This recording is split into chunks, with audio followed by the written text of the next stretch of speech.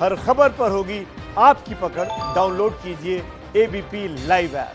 अभिज्ञान, कुल मिलाकर आज का ये संबोधन प्रधानमंत्री नरेंद्र मोदी का, सरकार गरीब की हितैषी है, आम आदमी के साथ खड़ी हुई है, जरूरतमंद का ख्याल रख रही है, ये बड़ा संदेश पीएम मोदी ने आज अपने संबोधन से दिया।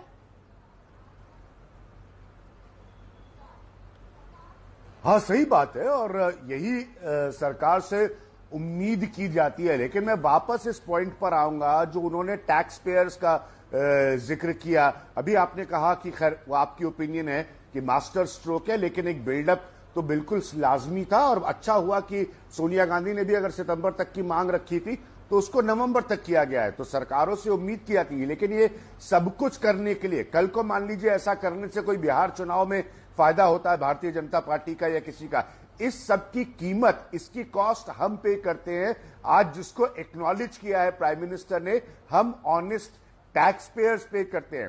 तो मैं जरूर आगे ये जानना चाहूंगा, जरूर आगे ये सुनना चाहूंगा, क्योंकि 20 लाख करोड़ के पैकेज का डिसअपॉइंटमेंट है, उसकी निराशा है कि आगे और रीस्ट्रक्चरिंग कोरोना की स्थिति को समझते हुए क्या हो सकती है संभव इस सरकार से टैक्स पेयर के मद्देनजर। नहीं, आप जो बात कह रहे हैं, मुझे लगता है मैं प्रदीप जी को यहाँ पर लेकर आती हूँ। प्रदीप जी, बार बार जिस बात का जिक्र यहाँ पर अभिज्ञान की तरफ से किया जा रहा है, हालांकि आज प्रधानमंत्री का पूरा जो संबोधन का फोकस था वो प्रधानमंत्री गरीब कल्याण अन्न योजना के दायरे को बढ़ाने का, नवंबर तक उसको लेकर जाने का, लेकिन इस भाषण में भी प्रधानमंत्री ने ये बड़ी बात कही ना कि भाई आर्थिक गतिविधियों को आगे बढ़ाएंगे, आत्मनिर्भर भारत का संकल्प पूरा करेंगे, लोकल के लिए वोकल की सोच को मजबूत करेंगे। तो क्या ये सब वो 20 लाख करोड़ का पैकेज जिसका बार जिक्र अभिज्ञान प्रकाश कर रहे हैं, उसी को एक तरीके से अंडरलाइन करने की कोशिश नहीं है? उसके दायरे में क्या ये सब नहीं आता है प्रदीप जी?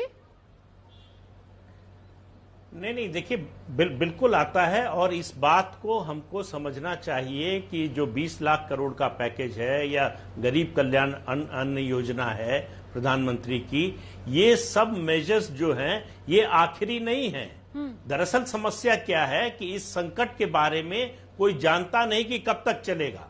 तो ये नहीं हो सकता कि आप एक ही दिन में सब कुछ अनाउंस कर दें, उसके बाद स्थिति और गंभीर हो तो आपके पास करने के लिए कुछ बचे ना।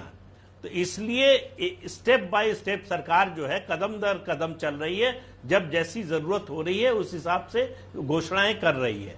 दूसरी बात देखिए, चुनाव है नवंबर में बिहार में, इससे कोई इनकार नहीं कर सकता, लेकिन क्या प्रधानमंत्री ने सिर्फ बिहार चुनाव को ध्यान में रखकर यह किया? क्या उससे बाहर गरीब नहीं रहते? कई चीजें होती हैं, घोषणाएं होती हैं, उनका मुख्य उद्देश्य अलग होता है। छोटे फायदे जो है जिसको फ्रिंज बेनिफिट कहते हैं वो अलग होता है। लेकिन इस घोषणा से चुनाव जीत जाएंगे, मैं तो ऐसा नहीं मानता कि ऐसी घोषणाओं से कोई सरकार चुनाव जीत जाती है। लेकिन मान लीजिए फायदा होता भी है तो ये ध्यान में रखकर नहीं किया जाता, ये घोषणा हम नवंबर तक कर दें तो हमको चुनाव में फायदा मिल जाएगा। ये उनको करना ही था।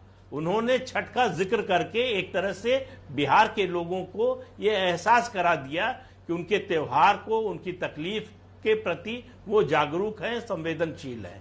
तो इसको इसी रूप में मुझे लगता है देखा जाना चाहिए। जो 20 लाख करोड़ का पैकेज है वो निश्चित रूप से वो एक दिन में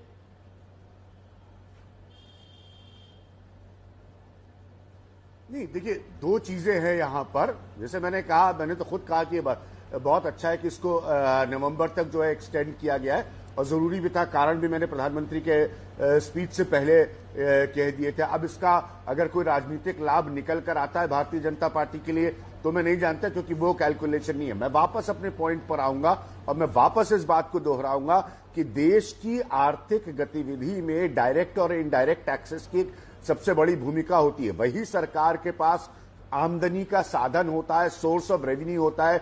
डीजल पेट्रोल के हम बहस पर नहीं जा रहे हैं, जिसकी वजह से अंततः सरकार किसी मुश्किल समय में किसी गरीब की, जो आज के स्थिति है, उसकी मदद कर पाती है।